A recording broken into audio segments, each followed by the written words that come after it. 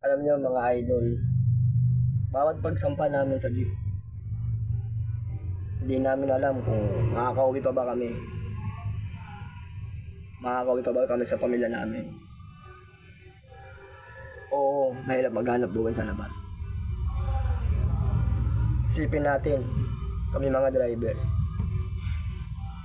ang isang paa namin nasa hukay. Kung wala sa hukay, sa loob ng kulungan. Sana kayo mga babae, maging masaya kayo sapagkat nakakauwi pang inyong mga asawa. Maging proud kayo dahil kami mga ama, nagpupursige kami para sa pamilya namin. Nagpupursige kami para sa mga anak namin.